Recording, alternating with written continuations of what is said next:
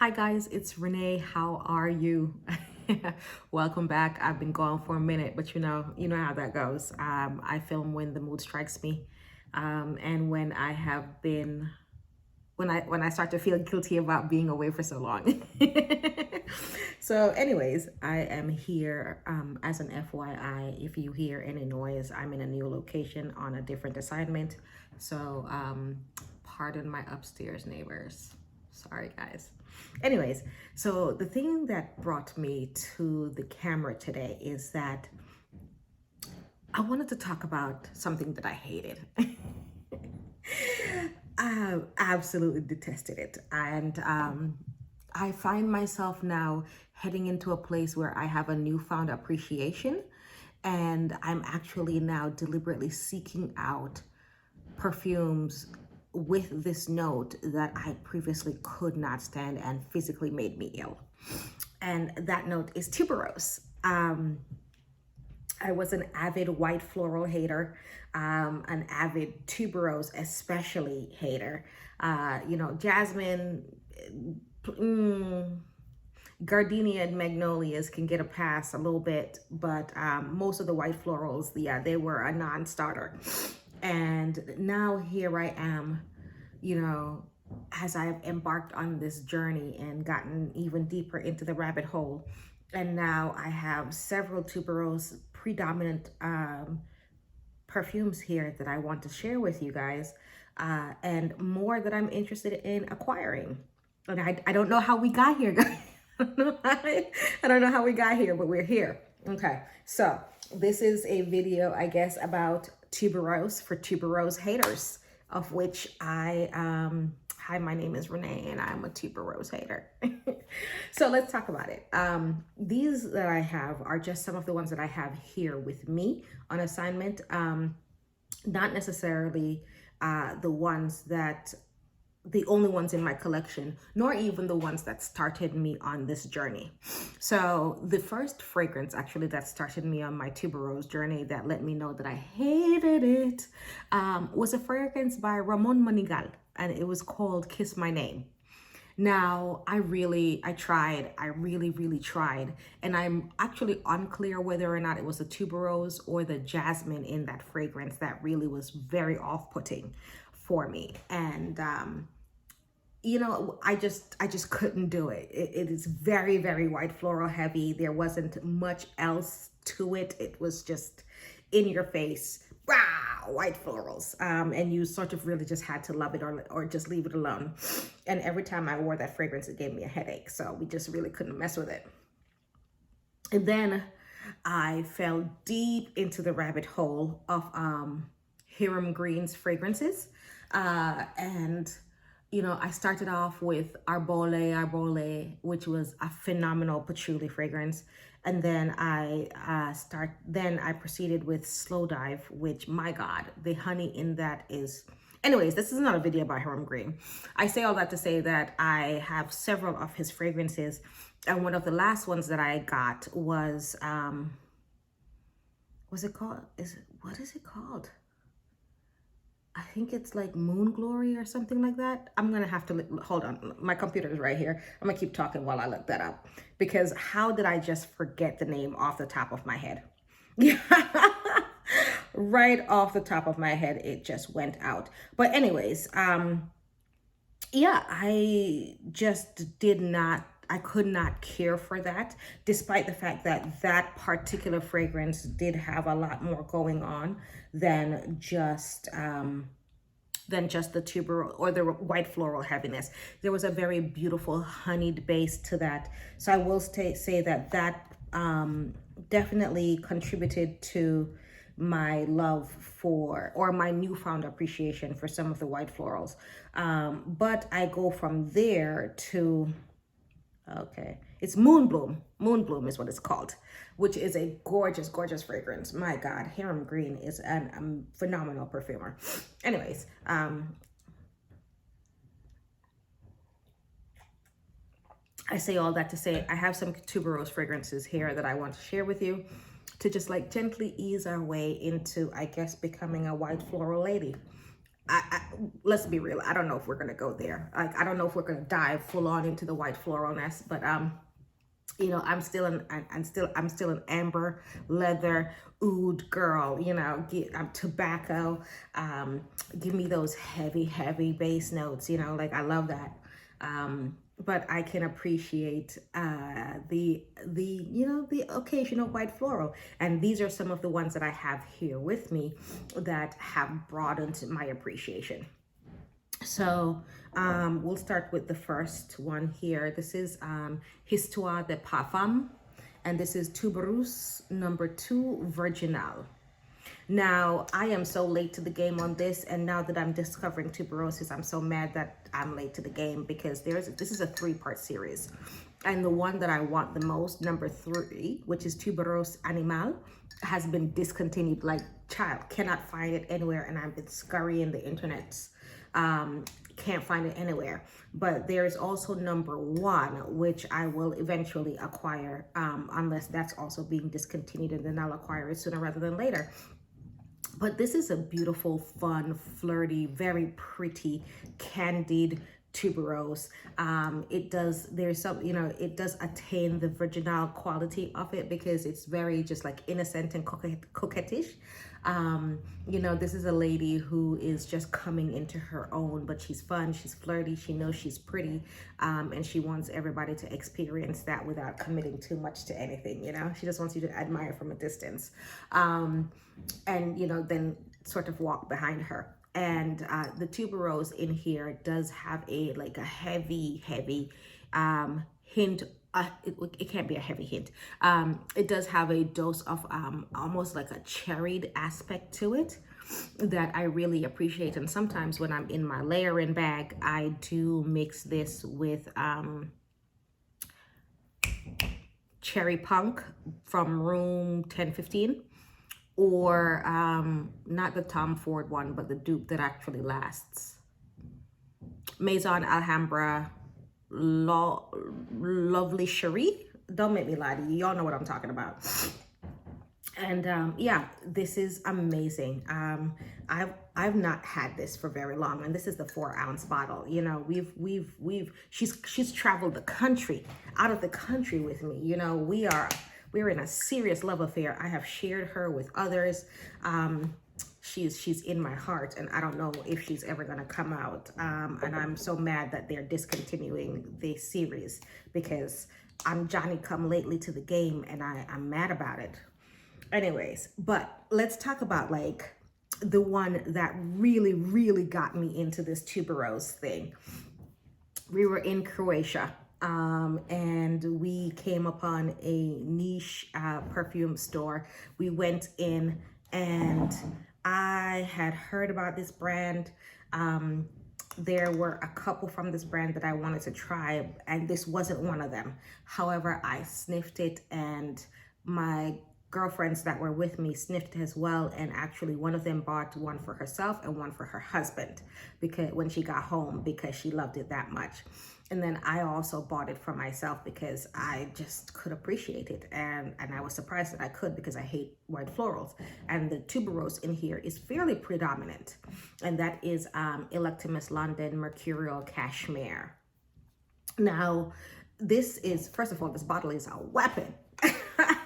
Let it accidentally fall on your man or your woman. You know, people trifling out here, whomever you messing with, you know, solid chuck. But don't listen, this fragrance is a beauty. You don't want to mess it up. But, you know, if you got to take a life, sometimes you got to take a life. This is a beautiful perfume. And it is just soft, pretty, feminine, flirty. Yes, I do think that guys can wear this, even though it is feminine leaning. I think that if you're a big, strong, tough guy, and you happen to have, you know, well dressed, because presentation matters, and you happen to like have something soft and flirty on, you know, that invites people into your space, because that contrast is intoxicating. Anyways, that's not what we're here for. I'm not here to put you on game. That's for you, boo. Yeah, this Mercurial Cashmere is just gorgeous. The tuberose is, again, a soft, like bubblegum tuberose, a little bit fleshy, but not terribly so. It's very much an introduction to tuberose. It's not tuberose in all her beauty. But it predominates in this fragrance, but it's heavily, heavily balanced, I think, by the gourmand aspects of it, in that the caramel in the base is not just a base note. Like, I get that caramel heavy, heavy, heavy on my skin, as well as the tuberose. There are a bunch of other notes in this, such as, let's see, there's cardamom in here. I get none of that. There's Irish, bergamot, ambergris, violet. I get really none of that. I get all the base notes, which is the caramel, the vanilla, the tonka, the musk, and I don't even get any oud. I think if there is any oud in there, it's just like something that comes across as a little bit woody, to add some interest and to balance off some of the sweetness of the fragrance. But this is a fairly sweet and intoxicating tuberose, caramel, vanilla fragrance with a little bit of woody aspects to it on me. Now, it doesn't scream, it doesn't shout, because it frankly doesn't need to. Beautiful people don't need to scream and shout, baby. You have their attention. So it is just a gorgeous fragrance, and this was one of the ones that really led to my appreciation for tuberose. And from there, we went on to, because I know I started with the Histoires, the Parfums, but it's actually one of my latest acquisitions. It's not, it wasn't here from the beginning of the game, baby. It wasn't here when I got put on game. It came, it came later to the party. So the actual second one, the second one I don't have because I gave it away. Oh my goodness.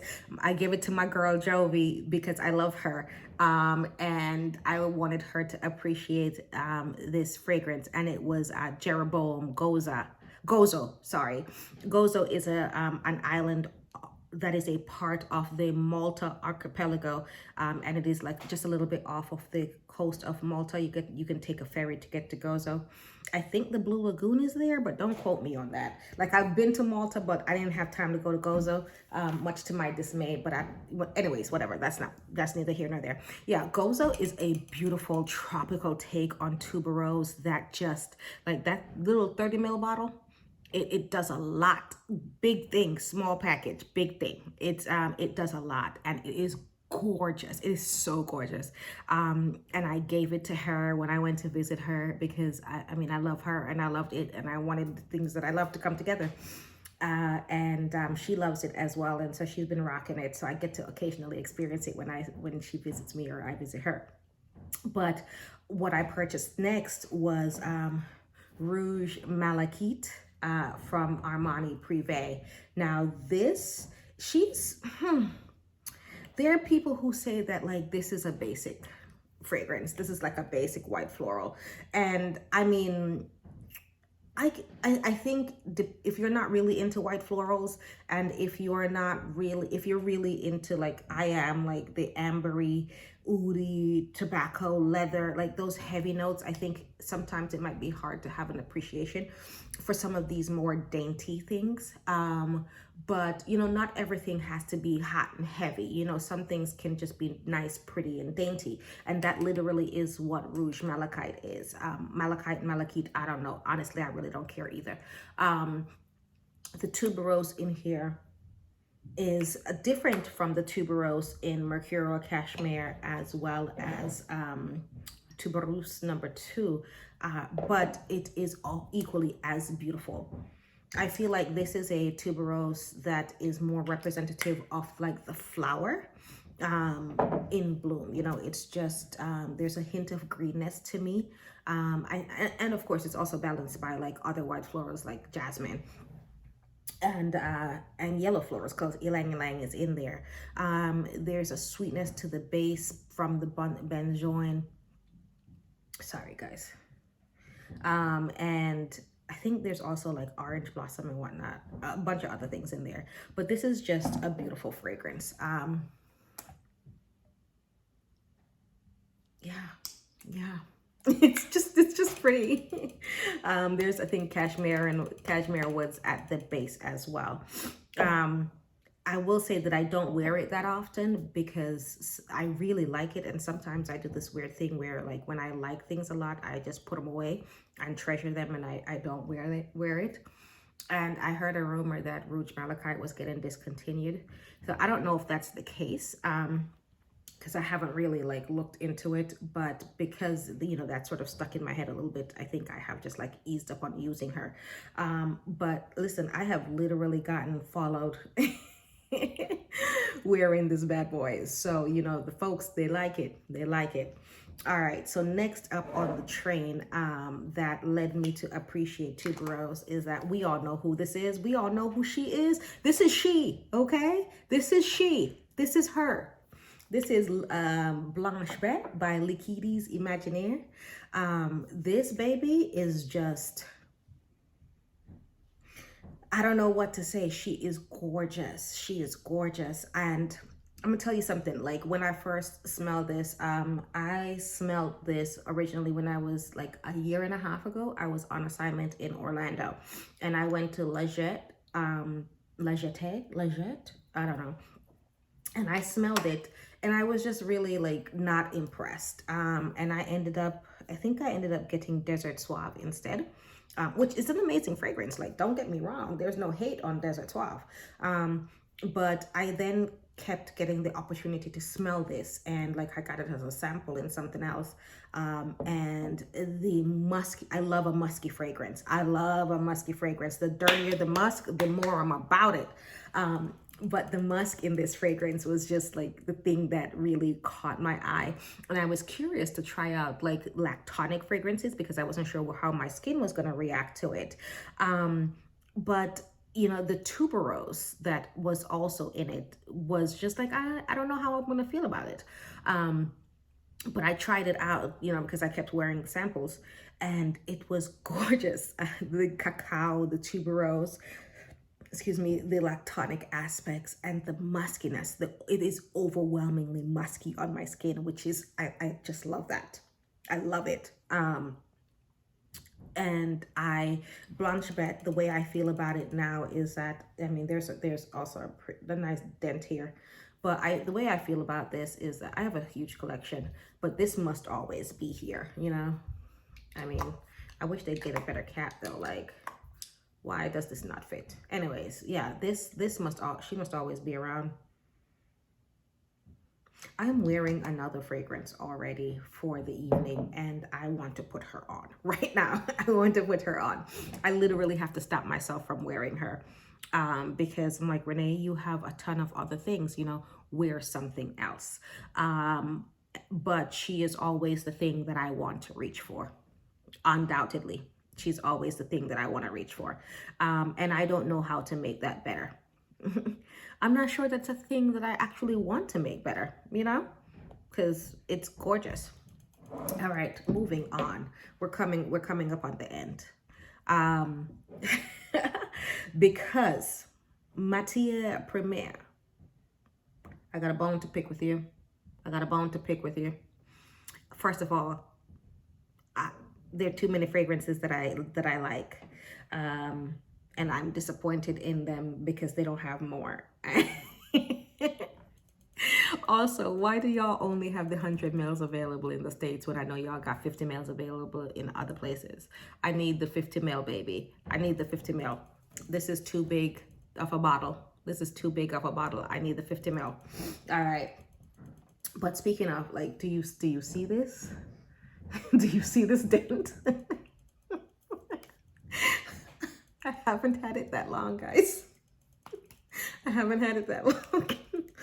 So, once I realized that I was getting into Tuberose, and I was using Gozo from Jeroboam, I was using Rouge Malachite, I was using Blanche, I was wearing Mercurial Cashmere, I was just like, you know, what other Tuberose fragrances are out there that I'm not really just paying attention to?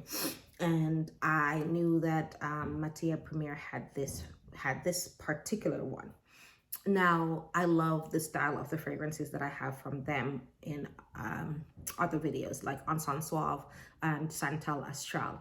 But so I thought, you know, why not try this out? I also love Parisian musk. I just don't own it currently.